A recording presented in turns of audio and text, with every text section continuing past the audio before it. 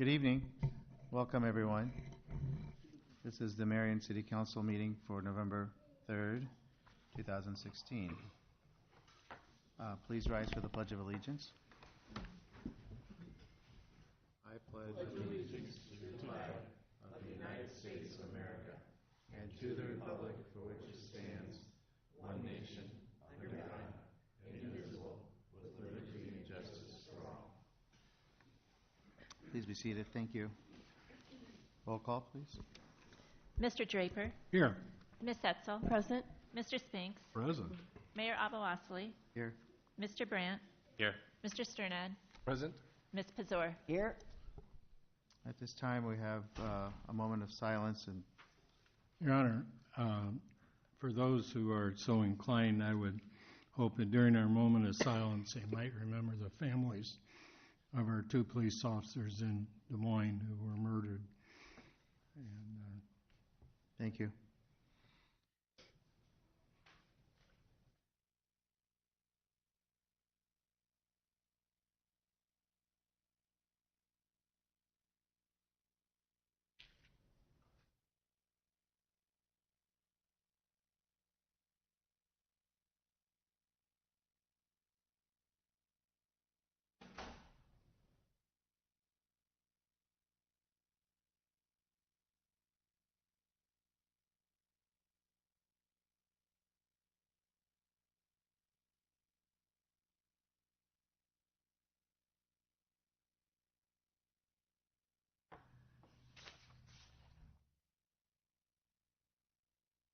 Thank you.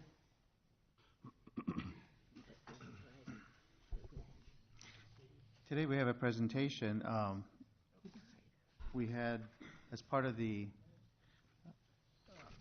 Swamp Fox Festival this year, we had some essays, an essay contest, and I asked that we have the winners over the next several meetings present their essays at our meeting. So our first presenter is the winner of the adult category, Abby Whitehouse. Are you here? Please come forward to the microphone. Welcome. Thanks for having me. And the theme, just as a reminder, was My Marion. So please go ahead. Marion, Iowa is not the town I grew up in, but it has quickly become the place I am proud to call home. For the past 5 years, the businesses in Marion have grown to simply be an addition to our 1,000-square-foot home, and the people who work and live here are considered an extended family to myself, husband, and 3 children. The city of Marion is a tight-knit community that offers so much to the growing family. As a mother to 3 young children, the quality of my year absolutely depends on what types of events and activities we can participate in, and of course, whether or not they are welcoming to toddlers who may or may not throw a tantrum in the middle. I can say that Marion does not disappoint us. The splash pad at Gill Park, Miss Laura's story time at the Marion Public Library, and exploring the trails around Thomas and Hannah Park are some of the highlights we look forward to. My kids get up close and personal to some very cool airplanes at the Marion Airport during the Freedom Festival, and we anticipate all the free concerts and farmers markets in City Square Park. A familiar sight to my children is the Freeze, located just a short distance from my house. Unfortunately, there's no hiding the giant ice cream cone on the sign for my kiddos, and it usually results in a trip to get a slushie or an Oreo Freeze with caramel on top, my husband's favorite, as he's the one that petitions to go the majority of the time. Sorry. I could honestly say that not only do the places in Marion really make us feel at home in the community, but the people who live and work here play a large part in that role as well. The women who work at our bank, Farmers State, are usually a few of the first people that find out when my husband and I are expecting. They check up on our children and life events and celebrate with us. The crew at Marion Tire Company act the part of the crazy cousins in my life. Troy, Katie, Ashley, and Mike are silly, outspoken, and quirky, but are reliable and have always given us good advice. I absolutely love treating my friends and family to a Zoe's Zookie, a Michello's BLT pizza, a Maid-Rite and onion rings, or even a Mr. Bean's San Francisco melt. There are so many special and custom food choices offered in Marion. Among all the components of living in Marion, the most influential one has been the residents of Valley View Drive. Our neighbors are the ones that have come alongside us, hugged my children, watered our grass, fed my family, and supported us in several ways. I look forward to new experiences and people to grow our extended family even more. Marion is truly the perfect place for my family and for yours too. Thank you. Thank you. Thanks for sharing that.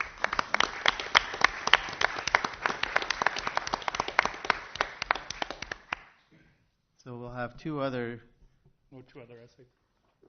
We have two other essays that we'll be hearing in the coming weeks. At this point, we have citizen presentations. Is there anyone here to speak to the council? Sir? Mike State your Peterson, name. 3460 27th Avenue, Marion, Iowa, owner of Tommaso's Pizza. Welcome. I'm here tonight. Tuesday night I talked to you, and I kind of hit you in the face, but I got to tell you, one of my perceptions was that maybe you were a little bit annoyed that I wanted to talk to you, okay? Especially you, Mayor. And I know you're busy, but the passion that just was in that essay is exactly why I'm here talking to you. Because I'm one of those businesses. I'm not one that you talked about, but when my daughter is upset, okay, we go to that the freeze, and we have some ice cream, okay? We know our neighbors down the street, and we've gone to church groups and different events. I know your nephew. Your nephew and my daughter dated for a while, okay? And I don't even know if you knew that, okay? And the other day, Saturday morning, Will made a comment about how the ward voting issue might cause one person to have to move because of how the lines were drawn, okay? And with this library project that we're looking at and the city's approval and manipulation of a public project to achieve a aesthetic goal of how the downtown will look, you've got to understand, you are breaking apart and disrupting the exact things that essay talked about. And I don't think you understand what it takes to be a small business person. I really don't think you get it at all. I mean, I worked for a small businessman early on in my career in Cedar Rapids and Marion. I worked at my wife ran the Nassos in Marion early on in our career, and I worked for my wife. I ended up, being unethical and marrying the boss or going out with the boss. But we've been married for a long time now, and it's after 26 years, we've gone through a lot to get to the point where we're a small business. My first small business failed, okay? The first attempt to try to buy a small business failed. It is not just us coming up here after 12 years and people seeing that Tommaso's is a successful business today. The Mount Vernon Tommaso's didn't last. The West Side Tommaso's isn't a Tommaso's anymore. The downtown Tommaso's never worked out. It's not like these things just work. You want new businesses into downtown. You're doing all these projects to get new businesses into downtown, and then you're disrupting and tearing apart downtown to make the Marion Library a leased project when you own the building right now? Why does that make sense? No business would ever make that decision. I mean, to sit there, in 20 years, you're going to have to move that library because that's going to be prime retail space, and they're going to kick you out because they're not going to want you there anymore. Okay? It's going to make more business sense for them to rent that space to somebody else. And along the way, it's not like we do this alone. There's other small businesses that help each other out. John Huntington and Run Huntington's in downtown Marion for a long time helped me out. I worked with him early on in my career. We grew up together in the restaurant business. Eli, who's right down the mall from me in Hiawatha, we trade walk-in space and help each other out when a cooler goes down. Ace Ayasi and John Dusek, who own that building over there, they've been very understanding and good business partners. That's what you need, is good people around you and good business partners and good government to help you have a small business. And when you do things that are this disruptive over and over and over and over again, and just, as I was talking to the planning director, you cannot make up lost sales. No matter what you do, you cannot make up lost sales. Okay? We have business plans too. I've taken 3 vacations in the first 8 years of my business, and we drove that 2002 Dodge Caravan to take those vacations. Okay? We didn't fly anywhere. Okay? We didn't stay in the Ritz-Carlton.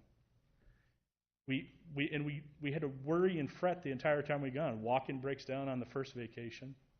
Ice machine breaks down on the second vacation. Okay? And we're sitting there on the phone during vacation. When you guys show up on payday to get your paycheck, you go collect your paycheck and you cash it. There are months through January and February where I just stack them up on the desk. Do I have a check listed there for me in the accounting to get a check? Yeah. But the boss doesn't always get paid. In fact, I have to pull out the other checkbook and write a check into the business. And when you, as a city council, advocate projects and push projects that cause me to have to write more checks, but yet want small business into downtown, you're trying to revitalize, you're spending a ton of money on downtown right now. And the exact businesses that create the sales tax and the property tax that are paying for all these projects, you're disrupting all that. And I may be a nuisance to you, but I'm going to keep being a nuisance until I get an acceptable answer on this. Because it does not make sense to do this library project this way. I like the library. I like the idea of it. I told the director over, I have no problem. I'm going to go talk to the Marion Library Board about what I think makes good sense for them. Okay? Not just because it disrupts me, but because I don't see how it makes sense to go from owning to leasing, especially on an entity that should be there for hundreds of years as far as an ongoing institution. How long has the Marion Library been around? As long as I've ever been around Marion. I started out on Meadowview Drive, not far from where she was talking about on Valley View Drive, with my wife in an apartment. Disrupting the city for no good reason is not a good idea. Okay? It's not a good idea. You may have an aesthetic goal. I understand that. I would like the landlord to do more with that building and make it look nicer and make downtown look nicer. Okay? But doing it this way is just wrong. Thank you. And I will just, I have a question for you, sir, if you wouldn't mind coming back up. Did you discuss any of these concerns with the city staff? I talked to the planning director the other day. I've talked to the library director the other day. I'm waiting for a phone call from Ryan Construction that's been promised for 3 days now. I haven't got that. I went down to Saturday morning and discussed the issue on Saturday morning with 3 of the council members who were gracious enough to listen to me rant then. Okay, and I'm going to keep, this bug is going to be in your ear. Okay, that's fine. I just want you to know that on Tuesday I wasn't annoyed that you wanted to address us. You just threw me off track because we normally don't have people address the council on Tuesdays. But you said that people had told you that you could, and so I asked you to address the council. That was all. I was just a little bit thrown off because that's not our normal procedure. We have our public input session on Thursday nights like you're speaking at tonight. And you said that you couldn't, I think, did you say you couldn't make it on Thursday? No. Or you were told that it was Tuesday? I was told I made time to speak. And one of the things that I've had to learn in over 30 years in the restaurant business, when you're a public figure, okay, my daughter often gets mad at me because I go to the grocery store and somebody says, "Hey, Mike." I go to the mall and somebody says, "Hey, Mike," because everybody ends up knowing you. And half the time, you don't even know exactly how it is they know you for sure, but you get involved in more things. But the reality is, perception of people is reality. So when a customer comes up to my desk and they feel put off, they're put off, okay? It doesn't matter whether I intended to put them off. It doesn't matter whether I wanted to put them off. I got to treat them as if they're aggrieved, okay? And I got to go take care of it. And sometimes I got to buy them a beer or buy them a drink or do whatever it takes to make sure that they're okay. Because you know what? They're my constituency, okay? And if they don't come back, I don't make my house payment, okay? You don't have the same penalty. You may not get elected next time, okay? But I go broke. Thank you. Lon? Just one clarification. The library is not conceived as being a lease where the city wouldn't own it at the end. When it's talked about as a lease, it's referring to the lease purchase statute in the Iowa Code that would allow us to use a lease mechanism but ultimately own the building. I don't think the library board would have any intention of investing that level of money into something without coming out at the end of it with owning an asset. So I just wanted to make sure, since there's a lot of people here, to let people know that that's not what's on the table, and it's not what has ever been on the table, where we would just lease it and not have an ownership interest at the end. Anyone else who would like to address the council? Sir?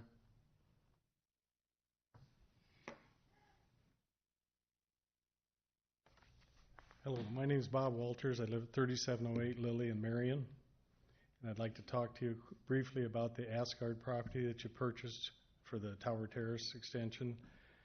On this property that I've been helping the lady clean up is a small metal building that can be disassembled and moved. I would like to purchase that small building, move it. We live 3 miles north of there. We're just looking for something to put the hay in for the wife's rescue horses, and that's what I'm here for.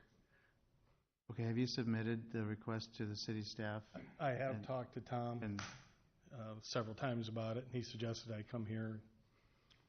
Okay. Does anyone have questions for him? I can. Yes.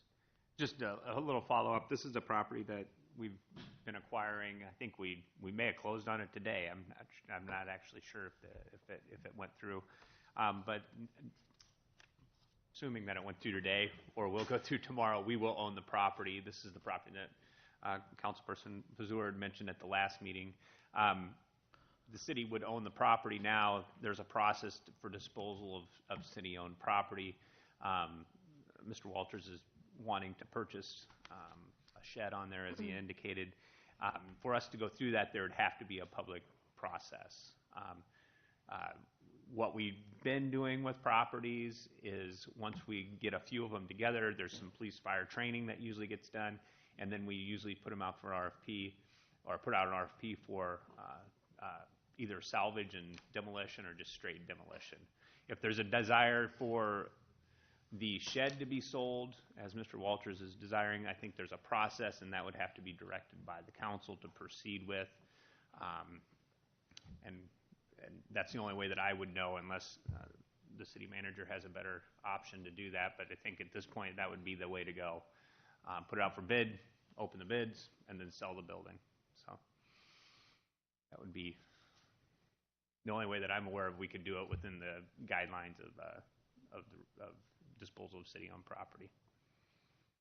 And is that process not acceptable, or? Well, if that's what we got to do, but time is becoming a factor. We got that white stuff coming soon. Yeah. And when it gets cold, you can't pour concrete to put it back up. So if we could expedite it, or if any way you can do that, that's what I'm asking. Save it'd save demolition costs of the city, give the city some money. Okay, I know this has been going on probably for, 2 months now? Yeah, I've talked to Tom for quite some time about it. Brought it in. And I don't know, could it be done with a public hearing and that this possibility is there and anybody, given a chance? Like you said, winter's coming and it's not, and the thing is, I understand, it's just put together with bolts and. Yeah, it's a disassembled building. And I've got a small picture on my phone if any of you want to see what I'm talking about, but it's a 24 by 30. It's nothing fancy, but it doesn't have to be demolished. That's what it's destined for. Keep it right out of the now. landfill. If there's direction from council or just a general nod, we can pursue this and see what we can do outside of the normal demolition process. We can do what we can at the staff level, but I do think there'll be a council positioning in this just because it's disposal of publicly owned property. Can just a for sale notice be put like in the Times? And given the dimensions and contact? It'd actually be city property, so it's got to go before hearing, doesn't it? Well, for the I artists? think if there's a desire for something to be done, we can try and accomplish something in an expedited manner, understanding that we got to follow the rules, and we can do that.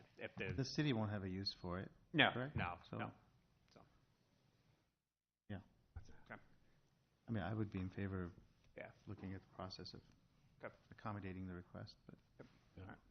Okay, We'll work together to try and figure something out on that then. thank you. Ma'am?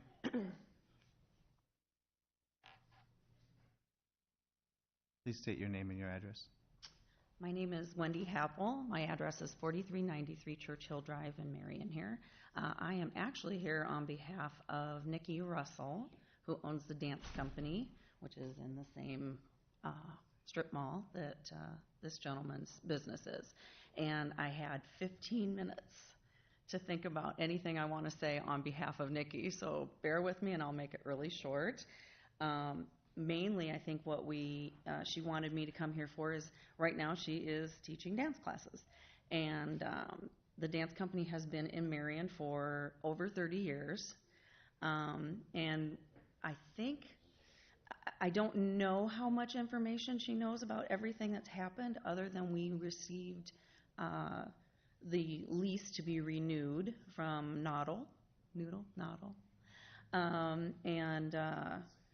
She called them because she has a somewhat possible life-threatening condition. She asked them to put that condition in so that she could do it. Well, didn't hear back. That's when we all started hearing that there was a possibility that it was being sold. So then she called him and said, I'm a little concerned. Are you selling the building? He did not. He kind of hinted around at it, didn't say who bought it or who was in the process, said it had fallen through a couple times, said that the city had come to them asking to sell the building so that you guys could go on to make Marion and do everything that you needed to do here, right? I think that's how he described it to her, with all the different streets and how everything was going to be changed. Then he gave her a lease for a certain amount of time and said that once the sale goes through, it would be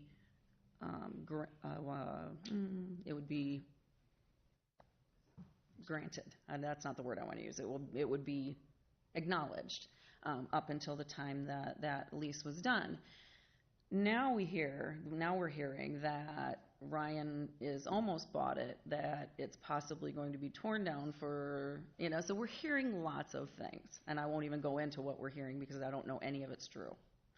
So I guess what I'm here for is to stand up on her behalf, ask that we maybe be included a little bit more, as she be included as the owner, and start maybe getting some more information. It would be very hard to relocate a dance company. I know that doesn't sound like it would be, but it would be. For years and years, my kids have gone there since they're 3, they're 19 and 17 now. It just gives her pause for concern, and it doesn't do her health any good. Stress is not a good thing for her. So, that being said, that's my wish. I guess that whole long spiel is that maybe she is made aware of more of what's going on right now than just 15 minutes. Hey, Wendy, can you go down there and listen and stand up for me? Okay. Thank you. All right, thank you. Wasn't it located on second floor of one of the 7th Avenue buildings? From what she told me, at first, like 30-some years ago, it started in Cedar Rapids, came to where it's at now in the early 90s, had to move by where Walgreens is at for maybe a year, and then got to move back to the strip mall. She has been there for 25 years, I believe, 20 or 25 years, so, yeah. And, that's her business, that's her livelihood, so. Thank you. Yep. Thanks. Thank you. There was a policy at one time. I mean, this whole thing is called for 80 apartments above it. Am I correct? I'm not sure. That this is what okay. Now, there was a policy that if you had apartments, you had to provide 1.5 parking places per apartment. That's 120 parking places. There aren't enough parking places for people to even stop and shop in Marion. And I think this is kind of an ill-conceived notion myself. I think there are other ways of improving the current library and extending out instead of all the angles and all, and finding other places for these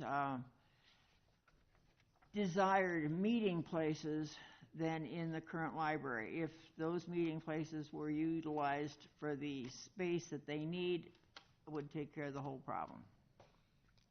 Is there anyone else who wishes to address the council? I just So want you to have another quickly, comment? I just wanted to quickly make you aware that the owners of China King are here. They don't want to talk, but they are here also in Thank you. support of what we talked about. Thank you. Anyone else wishes to address the council?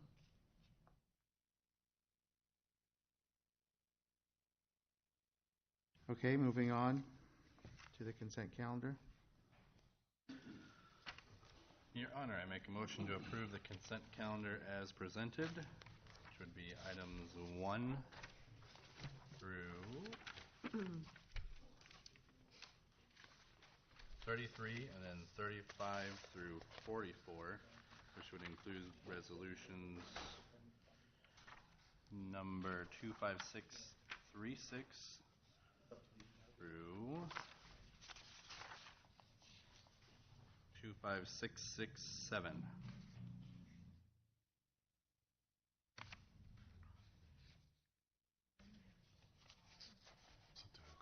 That's not, There's one more on the next page. that's not, we already approved that. That's just reflecting that the mayor is abstaining from it. Which one? This one. Yeah. That wouldn't be So- getting approved tonight. Yes, it is. Do I need to add that one? Oh, yes. So it's 1 through 44. Correct. Okay. So you want me to add resolution, just resolution? Okay. Also 25630. Are you still pulling 34 though? Oh, Yes. Okay. That one's been approved though already. So I Okay. don't need to include it.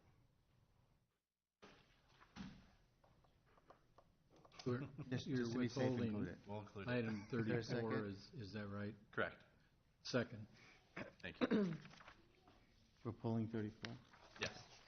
So it's been moved and seconded to approve the consent calendar, items 1 through 33 and 35 through 44. Any discussion? Your Do you Honor. have a discussion?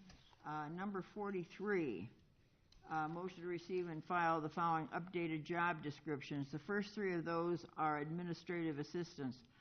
Are these new positions being thought about, or are they cleaning up the current job descriptions, or what? There have been some changes in the federal guidance related to the Fair Labor Standards Act on exempt versus non-exempt positions. These are existing job descriptions. We're just going through and cleaning them up to comply with the new federal guidance. Okay, so this is not new hires. Nope. Okay, because there is a part of the Chapter 20 as far as the Marion Code, and it's administrative assistants shall be deemed the approval of the city manager to hire them with the approval of the city council. So I just wanted to bring that up. Thank you. Okay. Yep. Any further discussion? All those in favor of the motion to approve the consent calendar, except for item 34, please signify by saying aye. Aye. All those opposed, please say no. Motion is approved. Your Honor, I make a motion to receive and file a letter from the landlords of Lynn County regarding lawful source of income. Linda Miller and Bob Mitchell. Second. It's been moved and seconded to receive and file the letter from the landlords of Lynn County regarding lawful source of income. Discussion? Sir? Welcome. Hi, I'm Bob Mitchell, and 4809 Old Mill Court Northeast in Cedar Rapids. I'm the legislative chairman for Landlords of Lynn County and on the legislative committee for Landlords of Iowa. I've talked to many landlords, and unanimously they have no issue with the income that does not force them to accept a contract with the government. So, for instance, pensions, Social Security benefits, veterans benefits, they just do not want to be forced into a contract with the government. I would like to repeat my scenario I made last time, that when selling my Marion property, if I get a cash offer for $100,000 and an FHA offer for $102,000, assume everything else is equal, I must take the FHA offer, knowing major expenses and delays may occur with the FHA offer. And I talked to Devin Kelly, who presented at your meeting on June 9th of this year.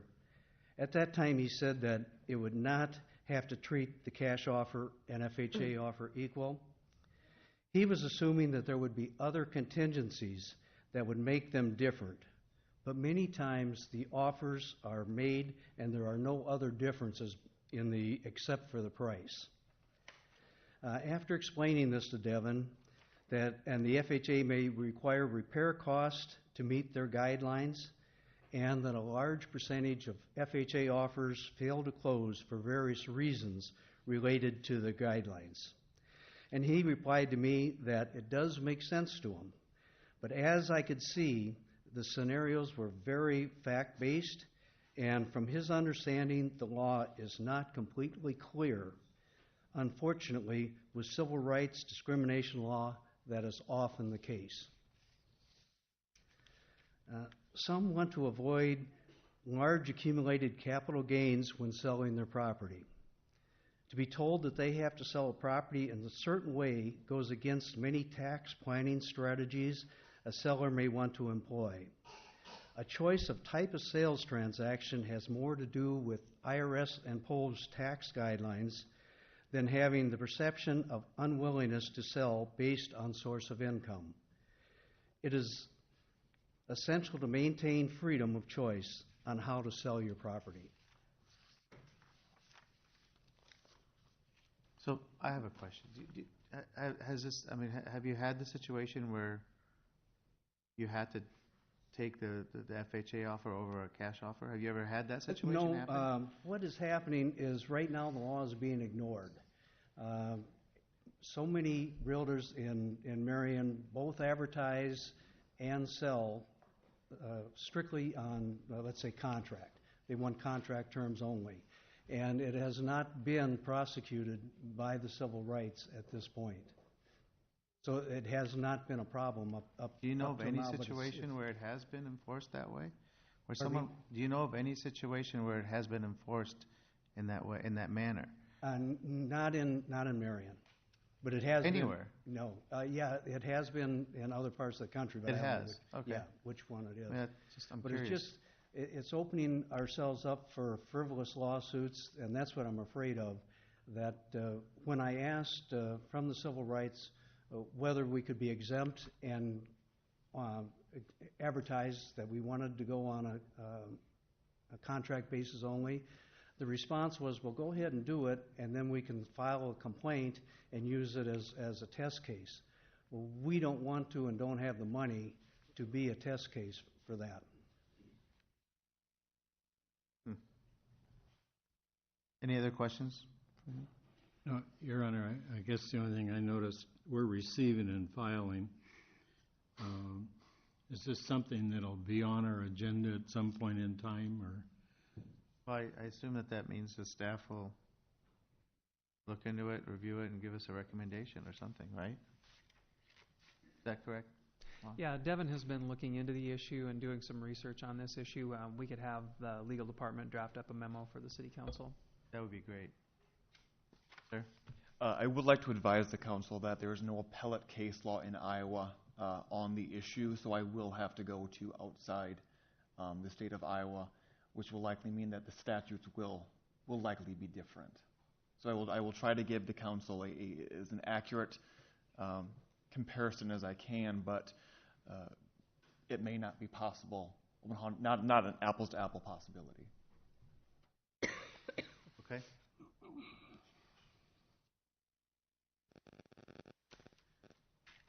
Oh, yes. Hi, my name's Linda Miller, 4001 North 10th Street, Marion, Iowa. Welcome. Thank you. I want you to have a small complaint first. On June 8th, I called the City Hall and asked about LaSheila Yates presenting on the 9th, and I specifically said, is it going to be about lawful source of income? No, there's not going to be anything about that. They're just going to get together and kind of compare both sides. So I didn't go to the meeting. And then I find out that it was nothing but lawful source of income, and we would have had representatives here.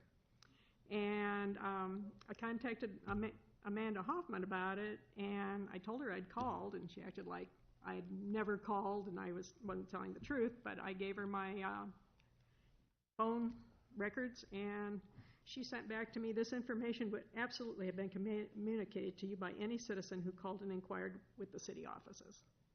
But it did not happen. So now I'm going on with my presentation. Okay, but no decisions were made at that time, so you weren't. Yeah, I know, but prejudiced in any it way. would have been good to have heard it because it was very important to some of us. Sure. Okay, my name's Linda Miller, and I'm on the board of Landlords of Iowa and Landlords of Linn County. Small landlord like myself can't handle the costs that are involved if somebody destroys an apartment. And if you're a voucher holder, we have no way of coming back on these people because they don't have enough income to cover it. And a lot of landlords take vouchers, but me being a small one, I can't handle that. And I really wish we didn't have to deal with that. And as far as Iowa Courts Online, it was mentioned that Iowa Courts Online is a search thing for the Section 8 Civil Rights Commission. And they only check Iowa. They don't check any other state, and they allow vouchers to come in for all sorts of other states. And I went down there to talk to them the other day, and I asked if they would, what else do they check? Well, if we have something that gives us a red flag, we'll check or something. But I said, do you ever do any other checking? No, that would cost money, and we do not spend any money to look at backgrounds. And I asked to see a copy of the Section 8 voucher, and they wouldn't give it to me. But I've been told before by people in the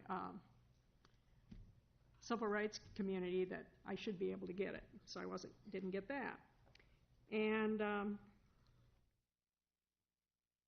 there's a bill in Iowa that is planning to remove the date of birth from Iowa Courts Online. Now that would be a huge problem for landlords or anyone trying to collect from people. And they really need to keep that in there. That's just something else that's in the legislature been proposed. That's not something we can do anything about. Yeah, it's not anything you can do anything about, but be aware of it. Except it's just like talk to legislature. HUD is now telling us we have to take felons, but we got to sort through all the felons to see which would fit our housing rental. And I just think there's a lot of stuff coming in that's really going to affect landlords that we really need to be aware of. And I know LaSheila Yates's presentation, Kim mentioned damage to residences. Well, if damage is more than the deposit, if a voucher is paying for a large part of their rent, or if their income is so low that it requires a voucher, how is the landlord expected to be compensated when taking a tenant to court? Unintended damage is something that frequently occurs. Section 8 vouchers do not look at that. That's something that the tenant may not be able to come up with. The landlord, it falls on them. And if the landlord has a deposit, that sometimes we have to, even the deposit won't cover what happens sometimes. And if a landlord has to raise a deposit so high that it's unaffordable for any tenant, they're not going to get any rentals. They're not going to have anybody coming in to rent. So we really need to be wary of the unintended consequences with this. And LaSheila also talked about bad reference from another landlord. Well, if I see a bad reference from another landlord, I would not want to rent to anyone who had a voucher or anyone else. If the old landlord says they would not rent to them again, that's proof enough for me, and I'm not allowed as a landlord to mind the brain of another landlord, because then I could be held liable for that. So I'm kind of in a catch-22 there. And at LaSheila's presentation, Mr. Draper talked about companion animals. LaSheila said many voucher holders have companion animals. Okay, who pays the cost for this? Does Section 8 vouchers, do they cover that? Who takes care of the animal's vet bills?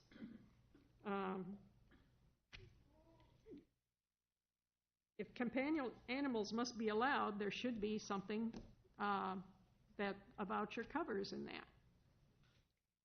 And there is no limit on the number of companion animals that a person can have. You can have 20 ponies in a house, and there's people that take them on airplanes and things. You just have no control over it. And that might be something that Marion needs to really consider, the amount of animals that are allowed in an apartment or a building. Because if you have companion animals, you could say you have 20 companion animals. They're not service animals, but they're companion animals. And anyone can do that. There's nothing preventing that. And what I'd really like to do is eliminate the words lawful source of income, because that is where we're running into this problem. And we really need to clear that out of there and be able to, as a landlord, be able to say you don't want Section 8. I used to do it, and I had no problems with it. I'd get a few calls, but as long as I advertised, I didn't have to worry about it, and people were fine with that. I just don't think it's something that we should be required to do. And I believe that the people of Marion really would be very disappointed if they heard that, for instance, in the housing thing, if even one person got caught on something like that, it'd destroy their lives. If they got sued for that, it'd be ridiculous that they'd have to put up with that. I just really think it needs to be, lawful source of income needs to be stricken from the law. Thank you very much. Any questions? Got one. Are you saying that if you're taking voucher or Section 8, that you don't have any choice but take anyone that applies?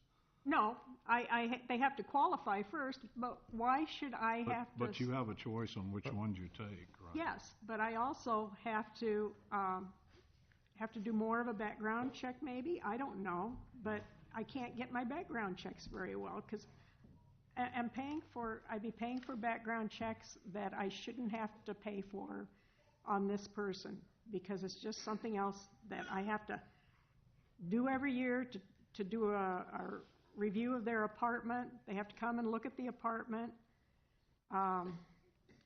It's just more than I want to do for a tenant.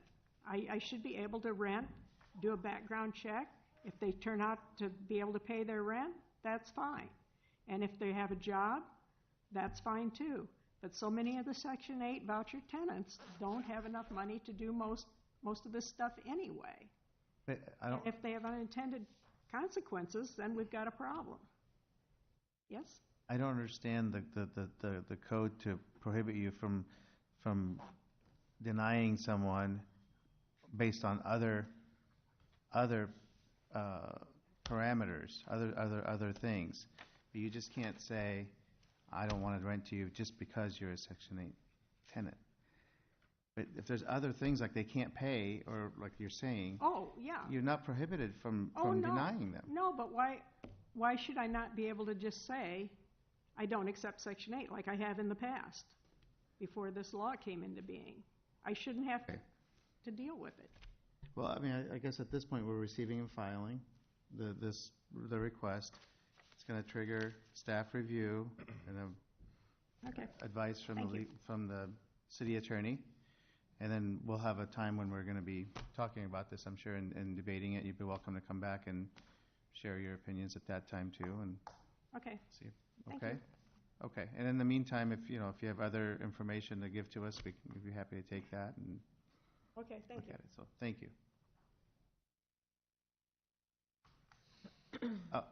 Are you addressing the same issue? The same issue, yes. Okay. Is that If you okay? have, yes, but if you have things that weren't already said, if you don't mind. This is different. Okay. That's fine. Thank you. Okay, I'm Cheryl Johnell. I live at 4809 Old Mill Court, Northeast, Cedar Rapids. I'm involved in this because I am a realtor. I sell real estate in Marion and Cedar Rapids, and was very vocal when Cedar Rapids was proposed the same ordinance. Cedar Rapids passed the exact same Chapter 31 language for their civil rights ordinance, but removed lawful source of income as a protected class. Lawful source of income is not a federal protected class. Marion was the first city in Iowa to pass this under their city ordinance. The state of Texas has passed a law that prohibits this type of ordinance for lawful source of income. And lawful sources of income all have different risk factors and require different terms for the sale or the rental of property, changing or mandating terms required for that sale or rental of that property. Mandating additions to a rental lease were challenged in a court of law by the landlords of Lynn County, versus Cedar Rapids. The judge ruled in a recorded document on July 1st of 2011 that it was illegal for a city to require or mandate changes to a private party lease. I feel this is a very similar situation. By making lawful sources of income and requiring people that want to sell their home to use a government program which takes on different terms than cash or maybe the way they want to sell their home, or someone that wants to rent their property like Linda is stating that she does not want to use the Section 8 program. This is not discrimination against any certain people. This is a business decision that people want to be able to make. No one takes discrimination lightly. Discrimination charges alone can cost thousands of dollars in legal fees and delay of sale and loss of rent. However, the Marion Chapter 31 ordinance is being violated every day by sellers and landlords in Marion with preference to certain types of sales and rental leases and contracts.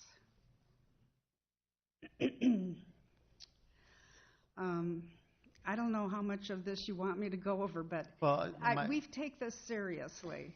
And lawful source of income restricts our property rights.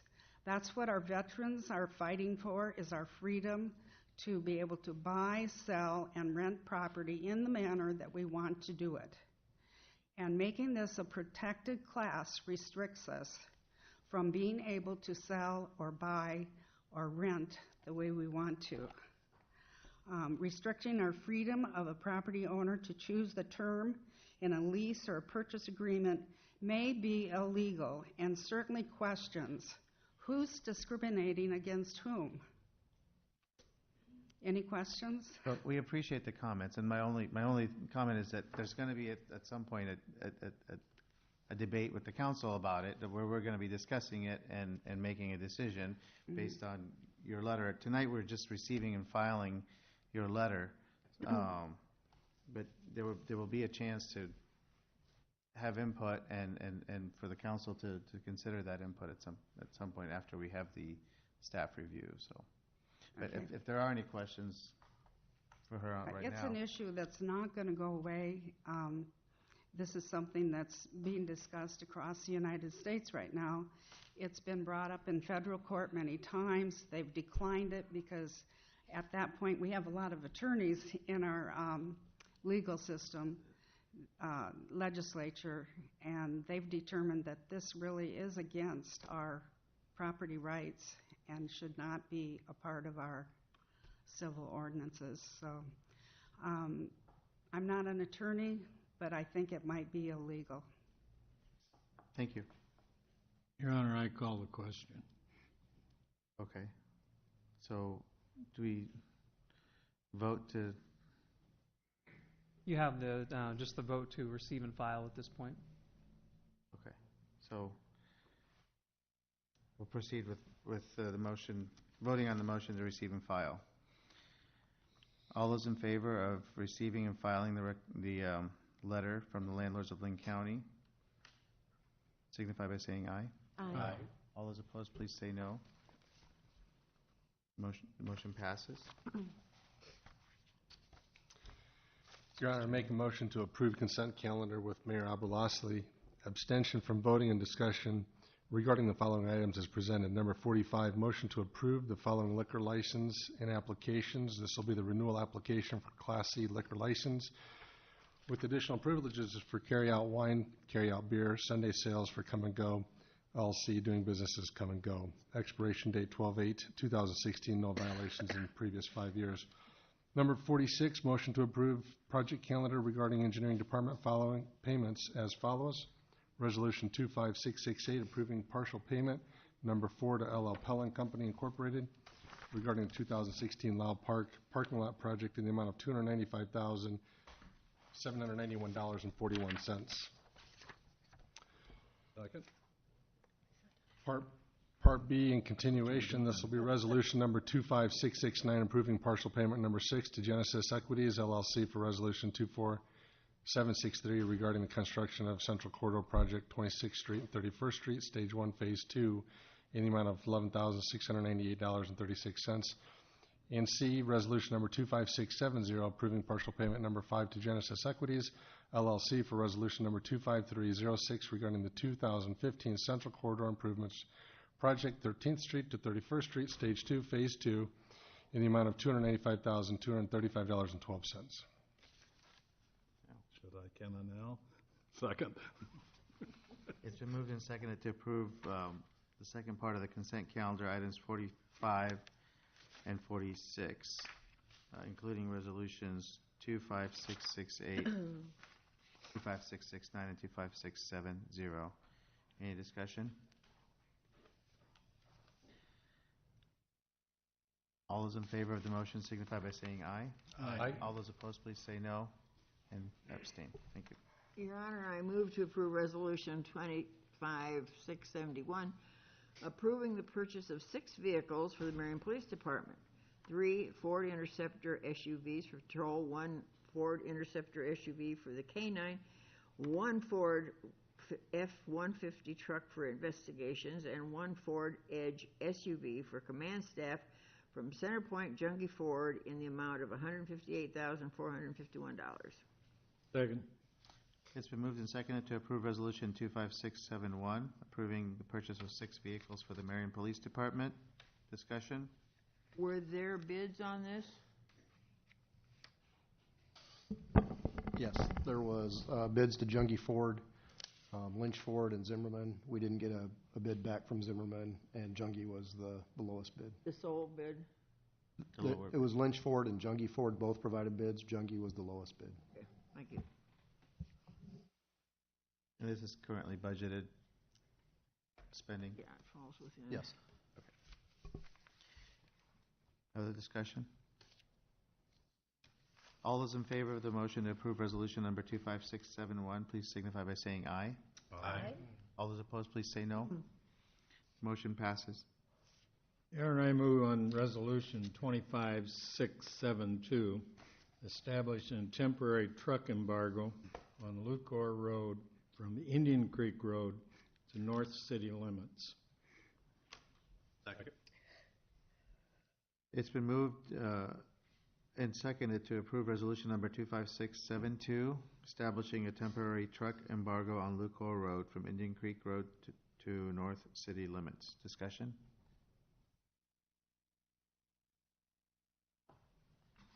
Sir? So I know it was brought up about some of the other issues about speed limit or putting possible signs up there. So I did send you guys an email that had some examples. There's 4 different choices in there. So I didn't know if you guys wanted to direct us to do any of those with the embargo, or if the embargo you feel, that's all that staff is recommending is the embargo. But if you want to put some either advisory speed limit signs, some rough road signs, or actually do an ordinance and regulate the speed limit until we actually reconstruct the street, and then it would go back up to 35. What would be the disadvantage to having the advisory speed limit sign or the rough road sign? Is there any disadvantage at all? I mean, do we have anything to lose by doing that? No, I mean, because it's an advisory sign, the police department cannot write a ticket for it, but Right. it is cautioning people But to it may slow cause down. people to slow down. Yep, and same thing with the rough road. So those could be added other than the cost that you're going to put them up for a short period of time, but it's a minor cost.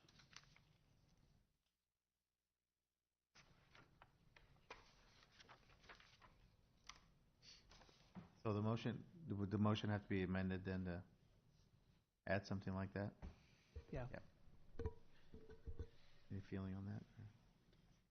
And I make a motion, or to amend the, which one is it? 25672 to the recommendation of the city engineer. Well, his recommendation is to do nothing else. The embargo, yeah. Isn't that what he said, though, to make it a... We could add an advisory speed limit sign or a rough road sign. Yeah. So, Which one? I'd say the rough road.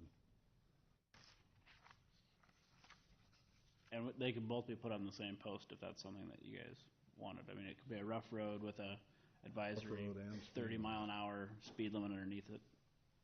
A rough road and speed limit. What speed limit? 30, 20, 25? I wouldn't take it down to 20. I would say 30. You could go down to 25, but I wouldn't go lower than that. Again, it's not regulated, so they could drive 70 miles an hour other than the posted speed limit. They got to stay within. okay, so clearly state your amendment and then Okay. see if anybody's going to second it first. So I make a motion to amend 25672 to add signage that states rough road ahead and speed limit of 25 miles per hour. Is that okay? Second. Okay, so we have a motion and a second to amend resolution 25672 to include a rough road sign as well as advisory speed limit of 25. Any discussion on the amendment? My only discussion, Mayor, is that the road is deteriorating as we speak, and by the end of the winter, it's going to be in this terrible shape that can only patch it so much, so. And is it until we get next spring when hopefully we'll be done and be able to get in there and redo it. Right. So we still have 2 phases of Winslow to finish, the 2 southerly sections, and once that's completed, we will start on Lucor, but we can't have both under construction at the same time. You can only patch it so much. Well, as far as the amendment goes? Any Yeah, I think discussion? that's a good amendment.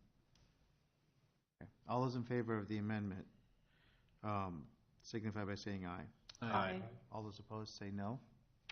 So now the amended motion is 25672, establishing a temporary truck embargo on Lucor Road from Indian Creek Road to North City limits with the advisory speed limit of 25 and rough road sign. Okay? Any discussion on the amended motion? Any discussion on the amended motion? I have a question. Yes.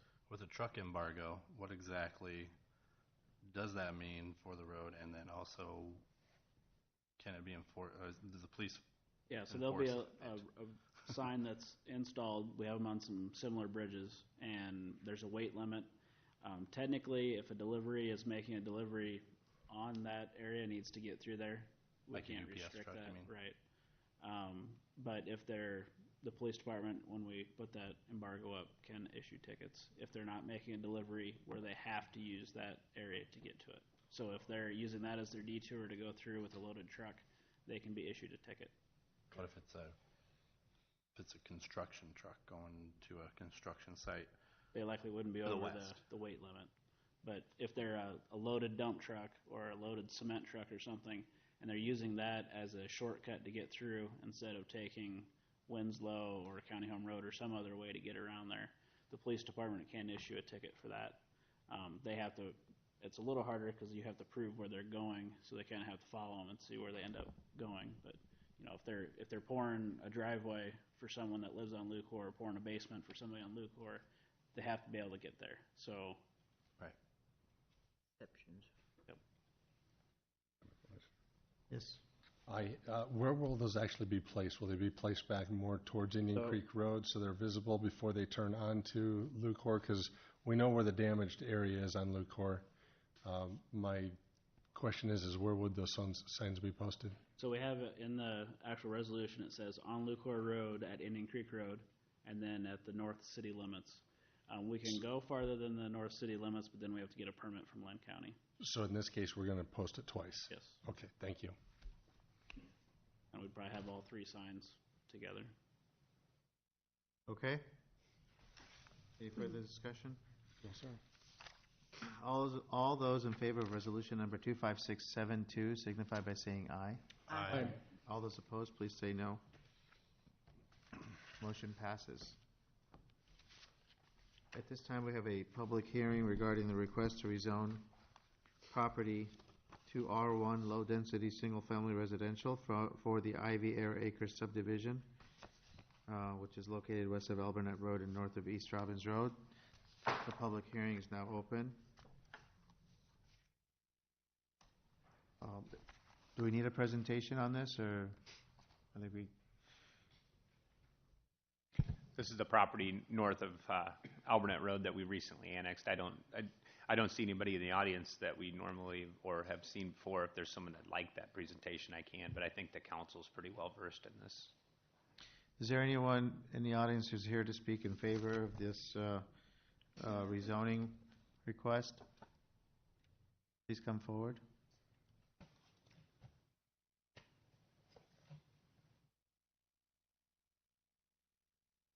Is there anyone in the audience who's here to speak against the rezoning request? Please come forward if you're here.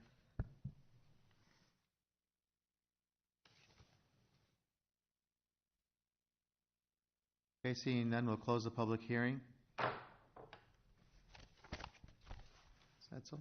Yes, Your Honor, this is ordinance number 16-14, amending the Marion Code of Ordinances regarding a request to zone property located west of Alburnett Road and north of East Robbins Road to R1, low-density, single-family residential, city-initiated, first consideration. Second.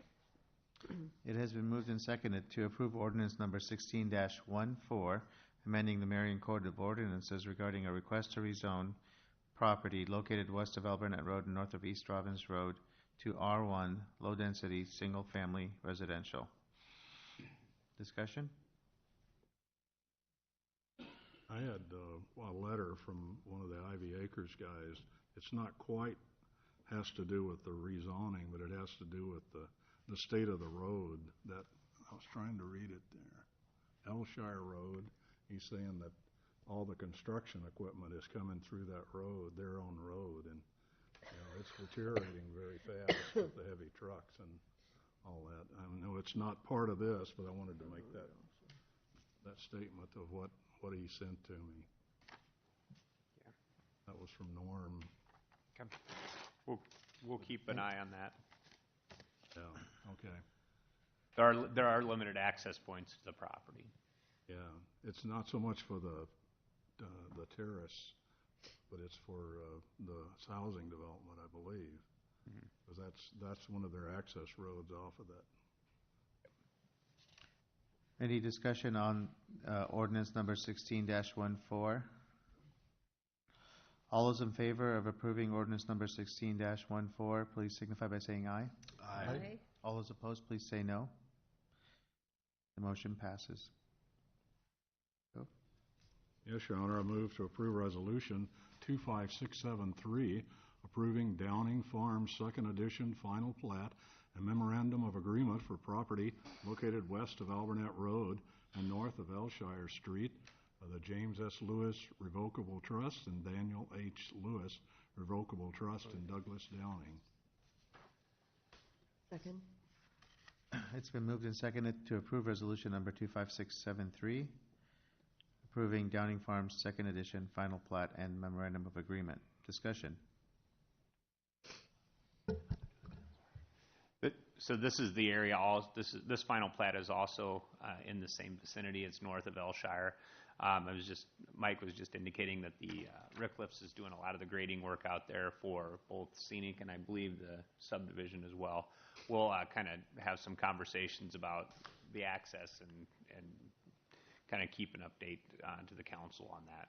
So. I guess the question he had is what, now that it's city-owned, I guess would we put that in the works ahead of maybe some other project to redo it? Because he's thinking by the time they get through with, this build-out out there, that road's going to be...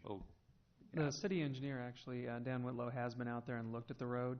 They've got to put the street in for the cul-de-sac coming off Elshire. There's 9 lots on there. His opinion is that it is a decent candidate for coming in and doing an overlay, but rather than put it in and have the new overlay get beat up by the construction traffic, we would keep track of it, make sure that it's passable, and then look at coming in and doing an overlay on the area after the construction was done.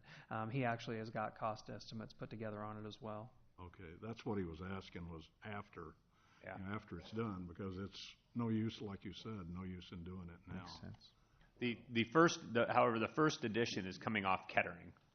So currently, we need to make sure that if there's not a necessity for them to use Elshire, it's probably not the best way to go, but we'll kind of coordinate that. The next edition, there's 2 other editions on the residential side. One would be coming off Elshire, and then the other is north of Kettering. So we'll have some conversations and see what's going on. But, yeah. Thank you. I appreciate it.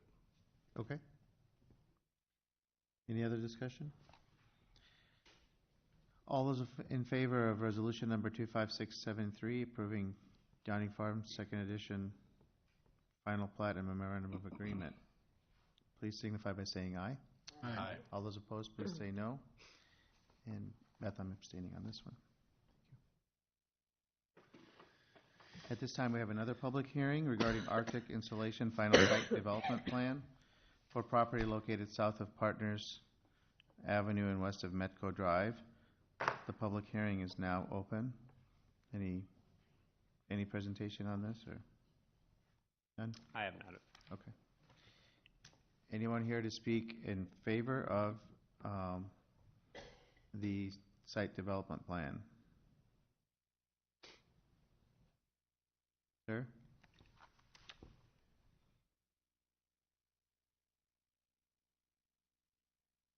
Good evening, Council. My name is Nick Glue, President of Marion Economic Development Corporation and Medco Holding Company, LLC. We're the owners of the ground that this property will locate on. I just wanted to give you a visual of the project that we're talking about here. Obviously, the site development plan is approving this project generally. There's still some minor tweaks that might be made to the building itself, but I'm not sure if you've had an opportunity to see any of the renderings of this particular project that we've been working on. But this is a project you're probably not going to see in the ground yet this fall. But the site development plan has actually already been approved earlier in the year, I believe. This is just making some minor revisions to it, which our organization is in support of, and ask for your approval on the modifications to the site plan. We think this is going to be another great project for the park. And another great project supporting a business that's growing well here in our community. So thank you. What size building is it, Nick? Do you know? I believe it's under 20,000. It's about 18,000 feet possibly. Yeah, it's about a 5-acre parcel that they'll be purchasing. Anyone else here to speak in favor of this final site development plan? Anyone here to speak against the final site development plan for Arctic Insulation?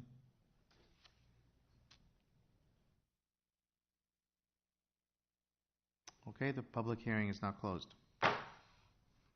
Your Honor, I make a motion to approve resolution number 25674, approving Arctic Insulation final site development plan for property located south of Partners Ave and west of Medco Drive, Arctic Insulation. Second. It has been moved and seconded to approve resolution number 25674, approving Arctic Insulation final site development plan. Discussion?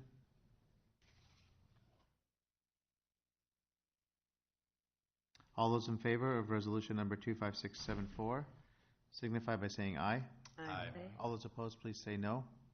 Motion passes. Your Honor, I make a motion to approve resolution number 25675, rescinding resolution number 25568 and approving revised purchase agreement for property located at 520 12th Street in the amount of $95,000. This will be the Sherry Wheeler property. Second.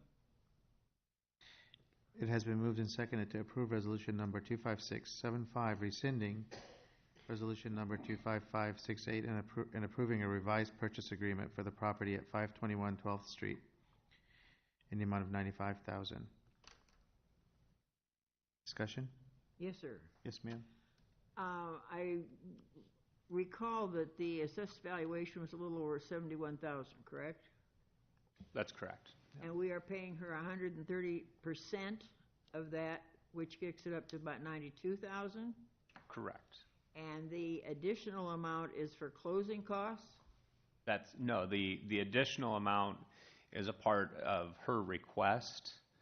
My indication to Ms. Wheeler was that the city's policy is 130% of the value in these situations, being that it's a property that we would likely go through condemnation for in the event that we needed the property. But if she wants to get out ahead of time, that we've been operating under the policy of 130% of the assessed value. The request came back to us for more than that. In speaking with Ellsworth at the library foundation has stepped up, and they're going to pick up the dollars over the 130%, and they've agreed to do that.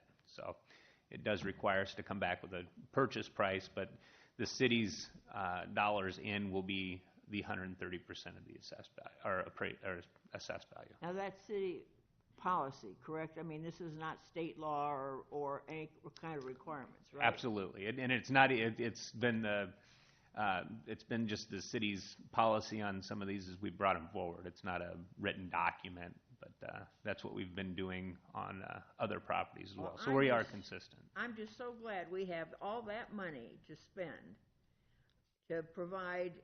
I mean, she wants to get rid of the property. The assessed valuation is a certain amount. Mm-hmm. Go with the assessed valuation. I don't understand this, but hey, I'm just one vote.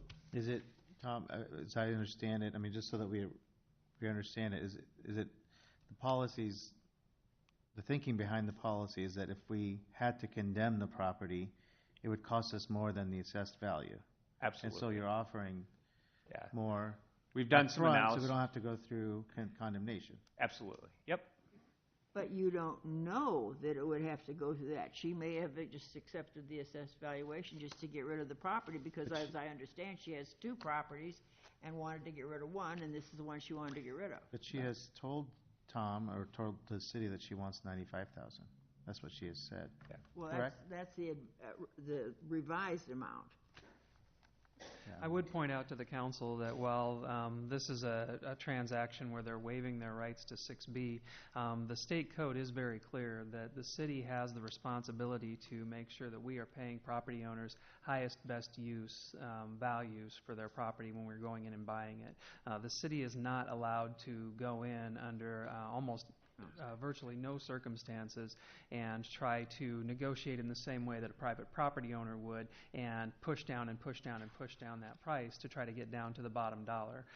We're a governmental entity, and the laws regarding condemnation and property acquisition are tilted in favor of the property owner to make sure that the city, state, DOT, whoever it is, can't just go in and ride roughshod over private property owner rights. So we don't have the ability to go in and treat it in the same manner, even with a waiver or this type of a transaction, that you can do in a private property transaction. Okay, can you just take 10 seconds and explain highest and best use? I think that's key. Yeah, with highest and best use, for example, if we go in and do an appraisal of a property, they're going to look at that property and do a determination on what the value of it would be at its highest and best use. So even if it's got a rundown house on it right now, if it's along the 6th Avenue corridor and it would be best used as a commercial property, they're going to do an assessment and require us to do compensation based on that highest best use value.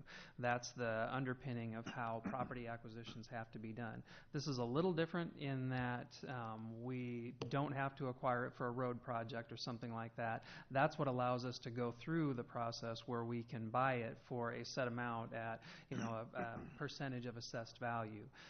It does allow us to move more quickly, but like in a case like this, if the assessed value is $71,000, you automatically have a relocation benefit of a minimum of $10,000 that they're entitled to. You're going to do a $2,000 appraisal. You're going to pay an acquisition firm $3,000 to $5,000. You're going to invest another $3,000 to $5,000 in legal fees to get through that type of an acquisition process. By the time it's done, what Tom is saying is that we've analyzed this, and the number comes in at about 130% of assessed value on average. And so that's the target that we're using when we're doing this type of an acquisition. It's not just something that was pulled out of thin air. It's based on an analysis of what past purchasing trends have been. But this property is only going to be used for, ultimately, for a parking lot, right? Parking, potentially, it could be the library site. I mean, I don't think that everything's 100% vetted on what that would be, but obviously we've been building it, and I think there's been council direction to proceed with the acquisitions of this property in this block, primarily for parking, yes. So therefore, the building just is, it just will go, right? I mean, it'll be demolished, right?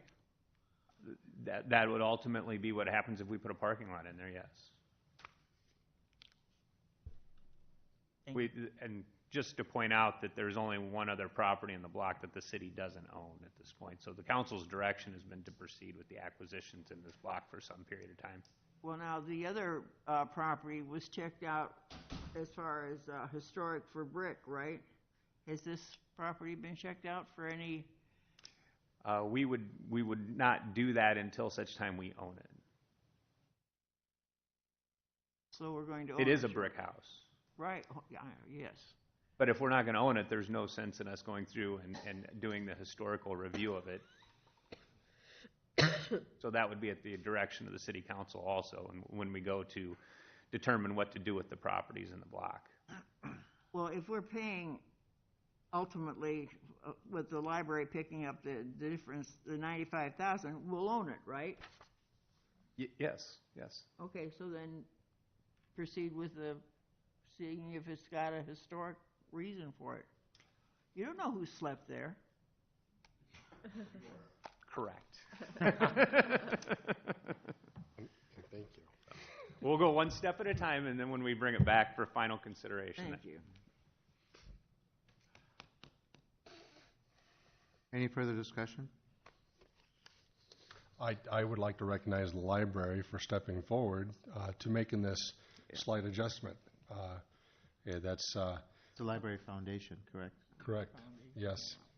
Thank you for the clarification. But there does come times when we just have to move laterally here just a little bit to get to the end of the result here. So I totally understand that, but I wanted to extend that thank you. So that's it, Your Honor. Any other discussion? All those in favor of resolution number 25675 signify by saying aye. Aye. All those opposed, please say no. Motion passes. Your Honor, I move to approve Resolution 25-676, approving Bowman Meadows 4th Edition Final Plat and Memorandum of Agreement for property located south of Albernet Road and west of Bowhunter Drive. This is Midwest Development. Second? It has been moved and seconded to approve resolution number 25676, approving Bowman Meadows 4th Edition Final Plat and Memorandum of Agreement. Discussion?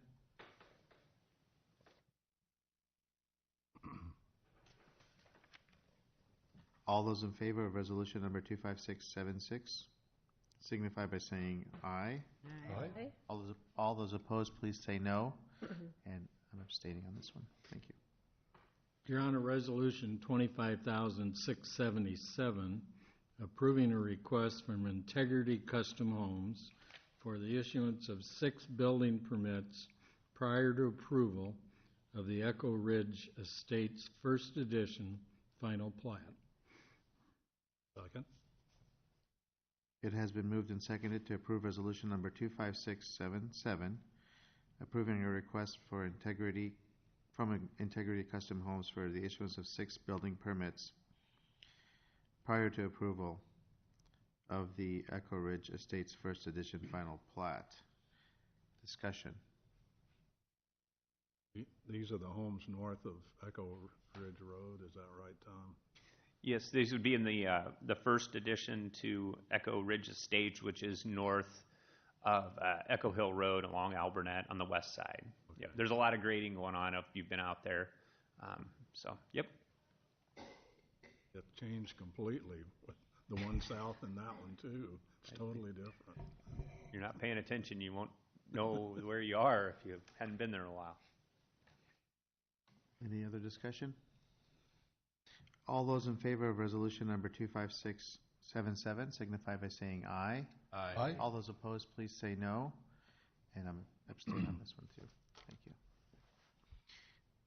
At this time, we have a public hearing regarding Central Corridor Interim Development Overlay District Ordinance for a period of 6 months. The public hearing is now open. Is there anyone, or do we have anything, any presentation or no?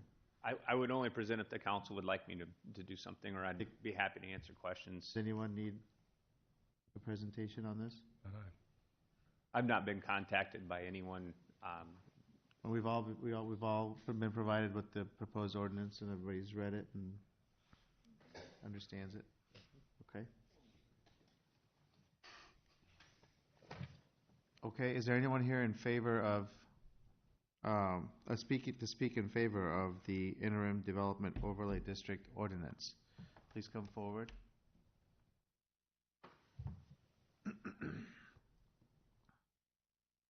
Okay, is there anyone here to speak against the Interim Development Overlay District Ordinance?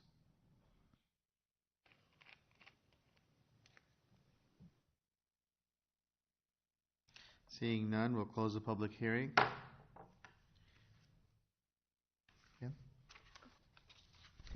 Yes, Your Honor, this is ordinance number 16-15, amending the Marion Code of Ordinances and establishing Chapter 176-50, Central Corridor Interim Development Overlay, initial consideration. Second. It has been moved and seconded to approve ordinance number 16-15, amending Marion Code of Ordinances and establishing Chapter 176.5, Central Corridor Interim Development Overlay. Discussion. I'd asked Tuesday about the McGowan house. Did you get anything on that? It was out of the red. It is out of the red. I did fail to check on that. I'll make sure of that. I'll make a note to look into that. Do you think it should be in there, correct? And this is directly from the historic district boundaries off what was input into our GIS system. So I'm assuming that this is correct and that we're trying to follow that district, but I'll verify. Okay, thank you. Mm-hmm. Okay, but I mean, for purposes of this ordinance, there's no real risk with the McGowan house, I don't think, because it's city owned. Right. So. change it anyway. So. If I could ask Yes, just sir. one point on the ordinance as you received, did establish an effective date of until May 1st of 2017. One thing I think would be good is if we did 6 months from approval instead of establishing a date. If that would be fine with the council, I can make that adjustment in the ordinance. That way it's for a solid 6 months. Does that make sense? 6 months from the date of approval? Yep. Which would be the final reading. The final reading. Yep. I see. Okay, does that require an amendment of our motion? No, because it's an ordinance and you've actually got 2 more readings, that adjustment could just be made for the second and third reading.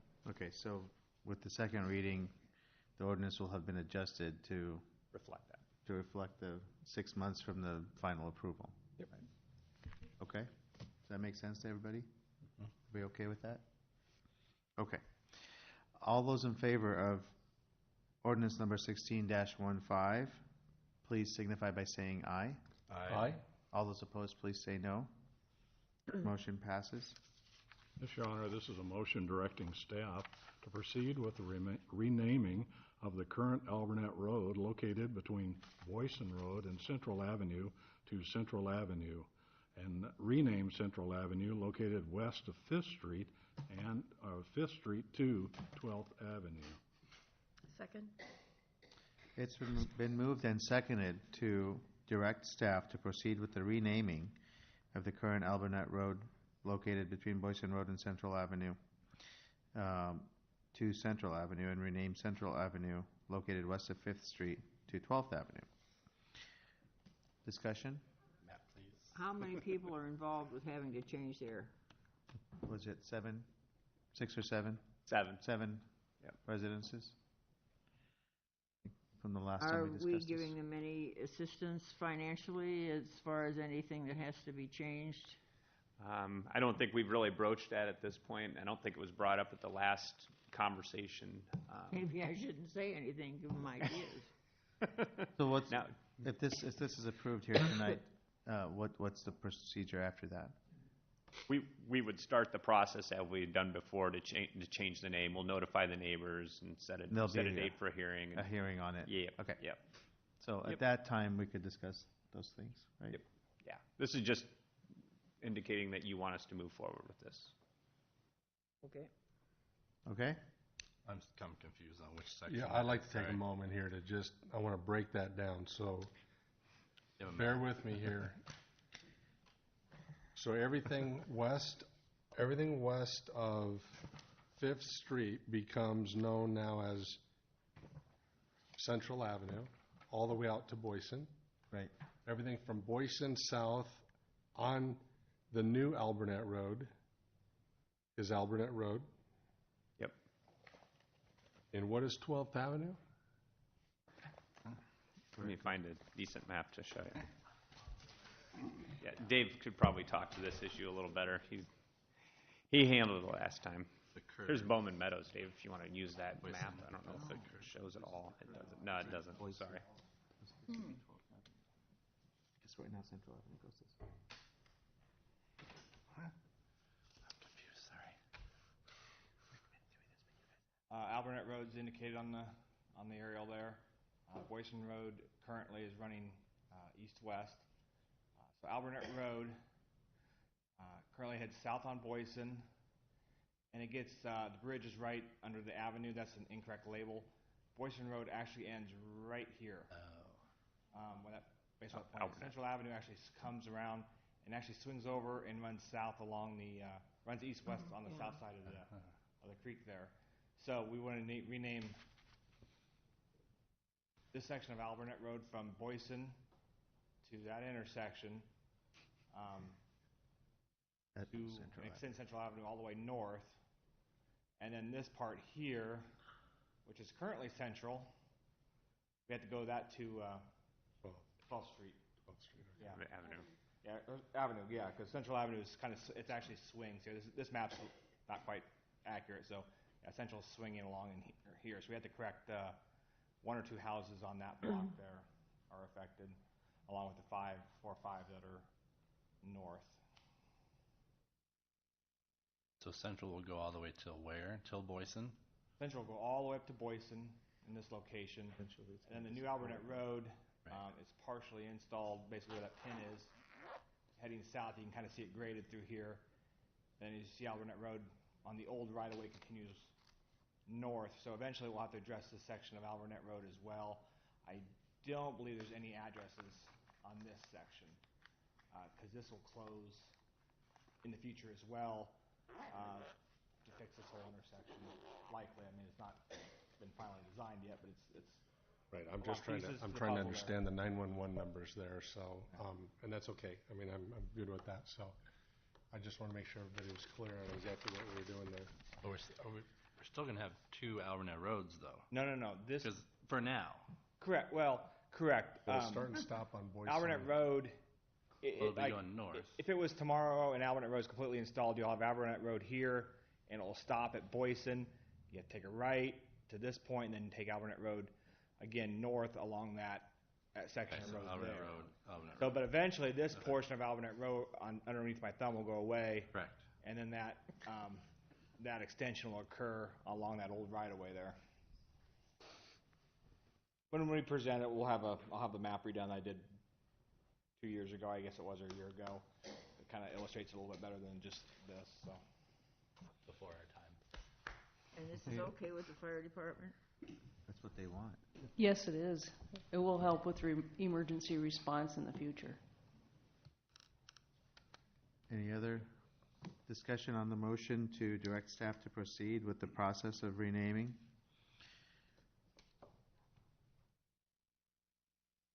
All those in favor of the motion, please signify by saying aye.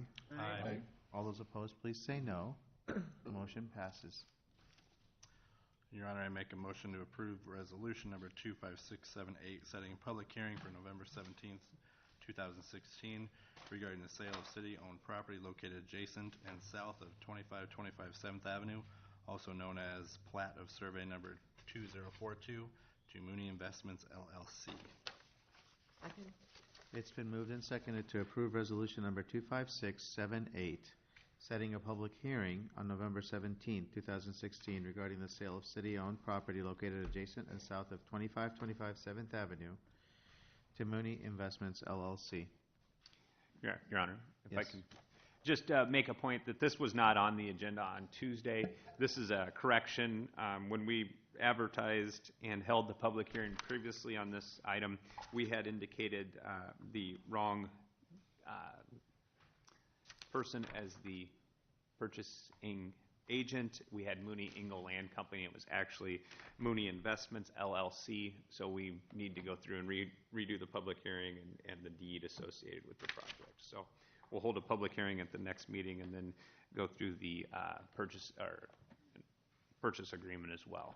So if you recall, we did this back in July. So. Any other discussion? This is the properties around the roundabout on the north and This is south. the property south of the Levita site, and it was part of the redevelopment project there. So it's a small remnant piece. It was Plat of Survey 2042 that was acquired for the entire site. Yeah. And at the public hearing, you'll explain it, you'll show it again, so people are clear. Okay. Any other discussion on this? All those in favor of resolution number 25678, please signify by saying aye. Aye. All those opposed, please say no. Motion passes. At this time, we have our final public hearing tonight, which is regarding the sale of property known as Lot 3 Industrial Center East 11th Edition, City of Marion. The public hearing is now open. Does anyone need a presentation on this? Is there anyone in the audience here to speak in favor of the sale of this property to James D. Anderson?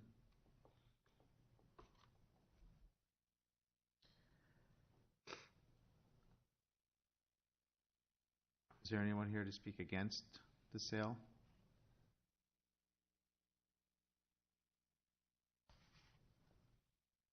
Seeing none, we'll close the public hearing. Your Honor, this will be resolution number 25679, approving the sale of property lot number 3, Industrial Center East, 11th Edition, City of Marion, Lynn County, Iowa, James D. Anderson. Second.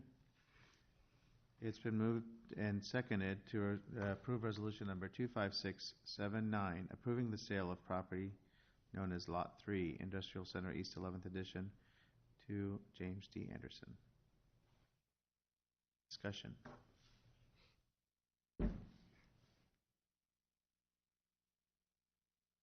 None?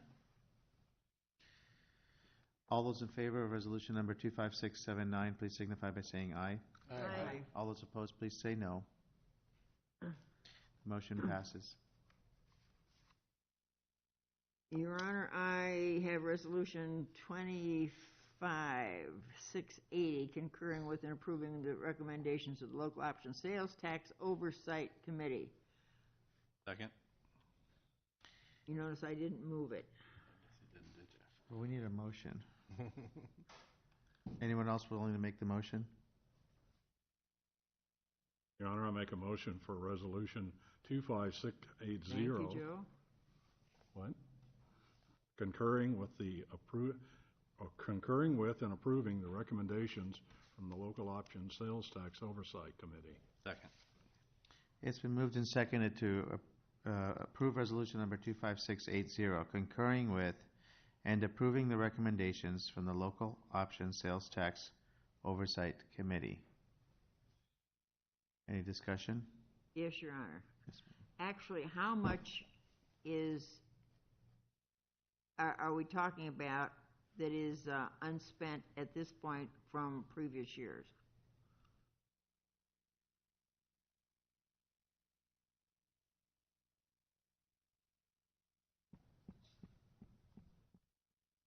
From all previous years or just that year, Well, 2009? As I understand, there's a couple 3 years in there that apparently there was money left over from local option sales tax spending. Yes, so in the 2009 lost portion, so not the 2013, for the community improvement portion, there was $354,084.49 that was not allocated. And the recommendations that staff provided the loss committee to consider addressed the entirety of those funds, and then you'll see concurrence or non-concurrence with those in the recommendation before you from that committee. For the citywide roads portion of that 2009 funding, there was $290,386.32 that was unallocated. And then finally, in the 2013 funds, the recommendation is to release let me just bring this up, $1.745 million in the trunk sewer to be allocated at a future date for other infrastructure projects, because earlier phases of the trunk sewer came in so far below engineers' estimates that that money will not be needed during the life of the existing local option sales tax, and staff and the local option sales tax committee feels it can be used for better purposes. Okay. And I will add, we have the chair of the committee here if anybody has any questions regarding, there were 2 items that were not recommended. If anybody has questions about those, I think we did on Tuesday, but does anybody? So this comes to about almost $4 million, right? I presume that is like liquid funding right now. It hasn't already been spent, right? No, this would be a request for reallocation or allocation for the first time of these funds. So if this was placed into an account for a water treatment plant or pay down on bond debt, I almost think that I would go for that rather than just... Can it be used to pay off debt? I'm not sure that that's not on the ballot. Yeah, one of the things that you have to be a little careful with setting money aside to pay off debt is that, we're not like a homeowner where you can pay ahead against your mortgage. Councilwoman Pizarro is correct. Our bonds and things are only callable at certain dates. When you do, for example, a 10-year bond, the first 6 years you may not be able to call or pay in advance. You have to pay for those 6 years, and then only in year 7 can you look at refinancing or calling the bond and partially paying it down and then refinancing it. The 2009 local option sales tax is what we were really trying to clear out here. It was a combination of having funds left from projects that came in under budget, but also a contingency line item that we had in there of $330,000 when the original spending plan was put together, just in case projects came in over budget or we received less local option sales tax than we expected. We actually received quite a bit more than we had originally budgeted for because of the 2010 census getting in there and our numbers being pretty favorable with that. So what they were trying to do here is just basically obligate all those dollars to projects and then get it cleared out. I would point out that these are projects that were ones that the council has either looked at and directed staff that we want to proceed, or projects that were listed in the capital improvement program that the council ranked for us earlier in the year, but didn't have dedicated sources of funding. Well, I guess basically what I'm concerned about is, next Tuesday, everything could go upside down, and I am just really disinclined to approve spending any money at all until we find out exactly what direction the whole country is going and where we're going to be left.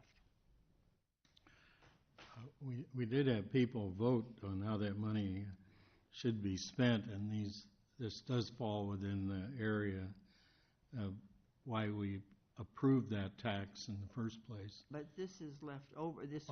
I understand that, but these sometimes it's nice to have a little bit, left in the pocket rather than just... I approve of that as well, but I think if the board, we have that committee for a reason.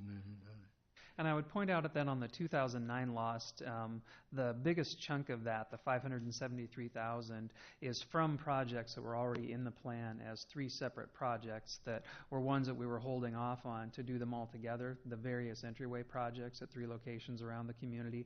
This is consolidating that money together, putting it into the wayfinding program, and then doing the wayfinding and entryways together as one project rather than having done it over several years as it was set out in the original plan.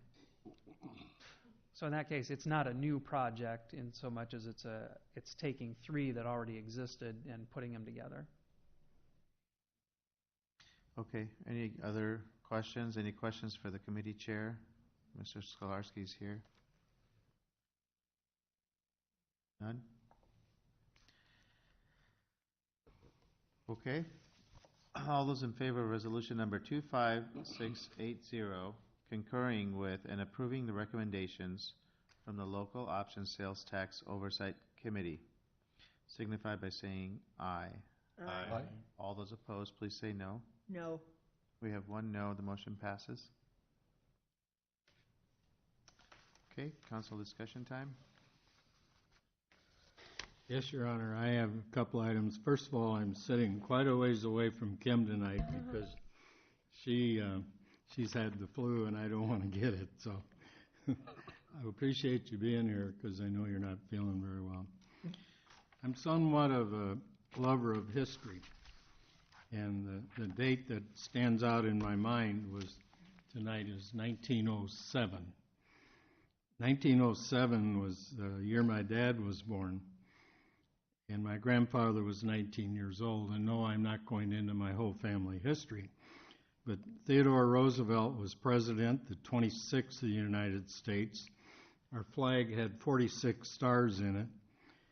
Oklahoma was the last state in that year that came in. 1907 was 4 years before Ford and Chevy were brands of cars in the United States. Stamps were 2 cents. Wages would get Lynn County at 22 cents an hour. Sugar was 4 cents a pound. Eggs were 14 cents a dozen. And gas was 16 cents a gallon at the only gas station in the United States, and the first one, because there were only 8,000 cars in the country then. and we only had 144 miles of paved roads. 14% of the homes had no bathtubs, 8% of the homes had no phones. The tallest structure in the world at that time was the Eiffel Tower. The important thing is, the Cubs, that was the last year the Cubs won the World Series, 1907. And we did it again, guys. I am a National League fan. I am not a Cub fan, but I'm very proud of the people that are. They've had a tough century. They've had to say, wait till next year for 100 and some years. So those are items that occurred the last time they were around. And doing it again is really a big thing. I would have to say, however, as a Cardinal fan, the Cubs moved up to 12th place in the number of World Series won. The Cardinals are number 3. So the Cubs have a ways to go. Other than that, Your Honor, I have one other item, and I'm sorry for my time. I would like to have the council at some date in the future discuss our payroll.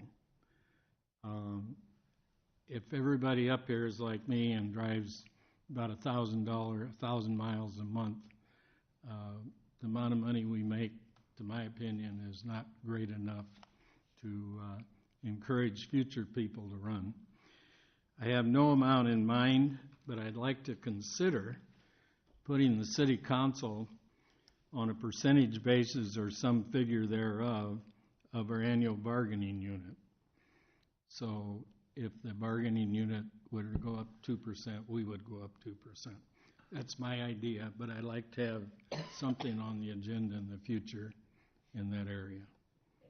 That's all I have. Thank you. Isn't that what Cedar Rapids does, and it's like automatic? I don't know that. I think it is.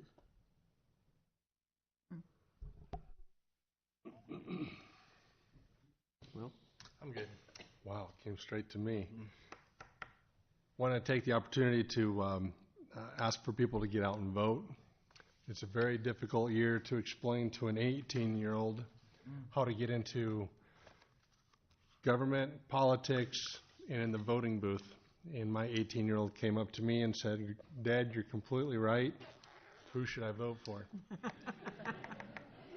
I said, "Hunter, I just told you to get involved. I don't have the answers."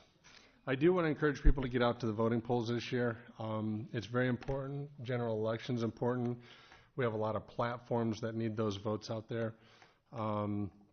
Again, too, I just want to reiterate, again, the language of our ballot. If you elect yes, you are essentially asking for your vote to be casted for a change to our charter, and no would mean no change to our charter. So I just want to put that out there one more time, as election will be next Tuesday. So with that, Councilman Draper, I knew you were going to lead that into a Cubby thing, so thanks for not disappointing us. Thanks. Have your 18-year-old call me. I'll tell him how to vote. Your Honor, I don't know, some good news and some bad news, depending on how you look at it. In the Marion Times today, there in the obituaries, there is a Kenneth Campbell, and I believe that's the same man that wrote us the letter about his sidewalk and about how he couldn't afford to put it in. And I think that's a hell of a way to solve the problem, isn't it? To die. Anyway, the good news is I got a call from the son of a former mayor.